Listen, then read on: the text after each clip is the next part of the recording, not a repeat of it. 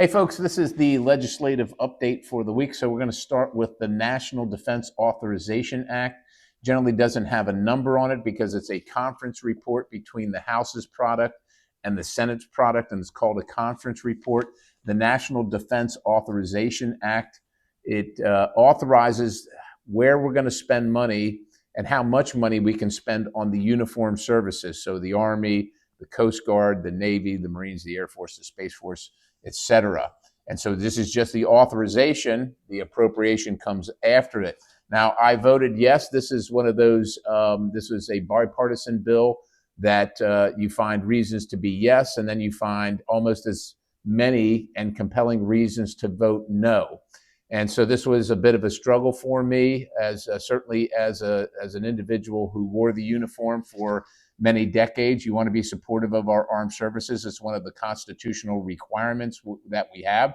And there were some good things in the bill. We want to make sure that our troops get paid and get paid adequately. I support that. We fought for and got the repeal of 2 authorizations of the use of military force from back in the Iraq wartime. So I fought for that, and we got those things because they had been abused by the executive branch in the past. Those are a couple of the good things. Here's what I've grappled with. Many people don't understand it's your only opportunity to register your displeasure or your disagreement with the process. And a lot of people don't care about process, but the process is how we get to the bills that we have. And in this case, there were things that were added to the National Defense Authorization Act. And I think that that's problematic. I think that the American people should be able to see how the representatives vote on things individually so you can make a decision. Should I vote for this person in the next election or should I not? And when we combine everything together, there's always a way to say, well, I voted for it, but I didn't agree with this, but I voted for it anyhow. So I'm going to tell you the things that I disagreed with on process. We put in this bill the intelligence authorization. So the clandestine services. I didn't like. Some examples of those services? The clandestine services include the Defense Intelligence Agency, the Central Intelligence Agency. Most of the 3-letter intelligence agencies that you might be familiar with, this is the authorization of what they're allowed to do and how much money we could spend on the various different programs. That was passed out of committee. It was rushed through committee. And then it again was a conference report with the Senate where members, myself being one of them, just a member of Congress, but not only a member of Congress, a member of the committee. I'm on the Permanent Select Committee on Intelligence. We were not invited to be part of the conference. So some of the things that we voted for in the bill in the committee, even though it was rushed, they were stripped out. Other things that the Senate wanted were added into the bill, but yet we didn't get a say about any of that. And then they just put it on this bill. That's a bad process to me. And so I want to express my displeasure for that process. Another one was the State Department Authorization Act. And we hadn't authorized the State Department for many, many years. I had a lot of amendments on that bill because I think the State Department has gone afoul in many ways and is not keeping up with what helps America. That was another one that I voted no on in committee, and they just added it to this bill. And without any input from members, again, another conference product. So, and then there were some other things that were left out. We had an agreement in a previous bill to add the prohibition of a central bank digital currency. So you understand what that is. That is the federal government's ability to track every single purchase you have, how much money you have, know where you're spending it, and turn it on or off. We got an agreement earlier this summer that the central bank digital currency prohibition would run concurrently with the National Defense Authorization Act, but it didn't. So that's a promise broke. Now, is that a reason to vote no? It's still a promise broke, and how do you express your disagreement when they break their promises? This is your opportunity. But should you not pay the troops? Should you not take the other things that were good in the bill? And then finally, we had a promise that as this is must-pass legislation, that we would repeal this $500,000 payment per count to senators that were rolled up in this Arctic frost investigation. Well, members of Congress like myself were rolled up in that, but only senators got it. What about all the January 6 people that were put in jail without due process? What about them? What about the people that were prosecuted for FACE Act crimes like Mark Houck in Bucks County? There's a whole bunch of people that the last administration weaponized the Department of Justice against that are getting nothing and not even a day in court. So, but we were told that we're going to handle this at the same time, and we didn't. Still, you got to pay the troops. You got to be able to fight China, the Russians, et cetera.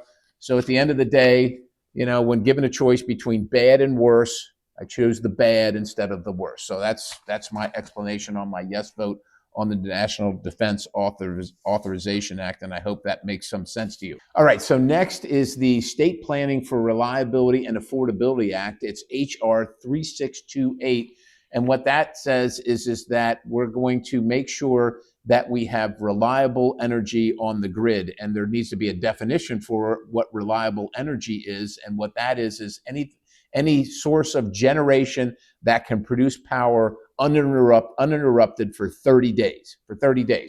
As you know, your energy prices have been increasing for 10 years solid, and that's a result of bad policy at the federal level and the state level.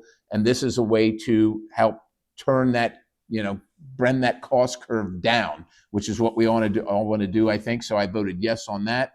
And then next is HR 3383, which is the INVEST Act.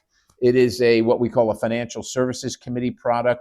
It's a process by which more people can get involved in investments and investing, but also it allows the opportunity for law enforcement to combat fraud that's often associated with opened up investing and more investor activity. So that was a bill that I voted yes for.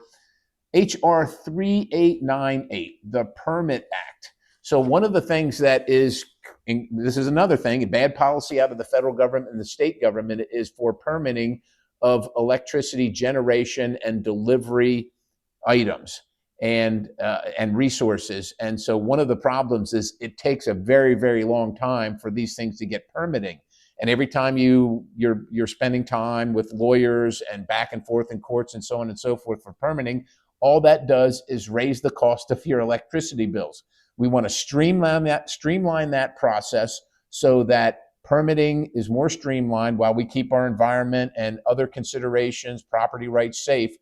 At the same time, streamline the process and give deadlines to these agencies that let this stuff go on forever and ever. And the people that are investing in the energy generation and delivery don't know what their exposure is, what their risk is to their money being at risk. And so it raises the cost of it.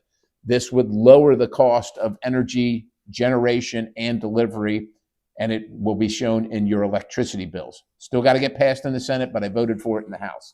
And then finally, HR 3668, the Improving Interagency Coordination for Pipeline Reviews Act. Here again, the safest, most efficient way to deliver most of what our energy production has been and what we rely on in America and certainly in Pennsylvania is pipelines. And again, there are people that seek to just hold them up and not allow them, which again raises your cost. We have all these needs.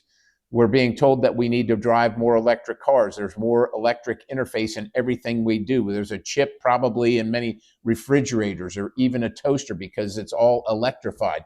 And so if we slow down the permitting process for pipelines, all that does is slow down how fast you can get energy to your home. And of course, that raises the cost. This is all, again, trying to lower the cost for energy across the board. And so I was happy to vote for this, and I did vote in favor of that. Where did all these regulations come for permitting projects? Well, this has been over the course of a long period of time, the regulatory agency. So you say, what is a regulatory agency? You're in Congress, aren't you regulating? Yes, Congress does do some of the regulating, but most of it comes from agencies that aren't accountable. Nobody's elected to them. People get appointed to them, and they don't get a vote from the people. So they regulate us. Things like the Federal Energy Regulatory Commission, or in the state, the Pennsylvania Utility Commission, and they set regulations often. And we need some regulation. We're not saying we need to get rid of all regulation, but it has to be right-sized and with good judgment. And over time, what has happened is that the ideology of let's not produce energy, or only certain kinds of energy, takes root, and then the people that are in those agencies use that opportunity to cut some energy production out while favoring other energy production. And in the case over the last probably 30 years, what has happened is what's been favored is the most unreliable, most expensive energy, while the most reliable and least costly energy has been disfavored. And when you have regulations that reflect that, you can see what happens. Your bill goes up. So we're trying to sweep some of that stuff away so that we can lower the cost of energy for everybody, so that we can not only afford our bills, but so that America can compete with all these other countries that have low-cost energy. Other countries like China that have low-cost energy. So that's where that come from. That's a great question. But I think that's the general sense for the week. So I hope you have a great weekend as we approach the holidays. Be safe out there, and I'll talk to you next week. God bless you.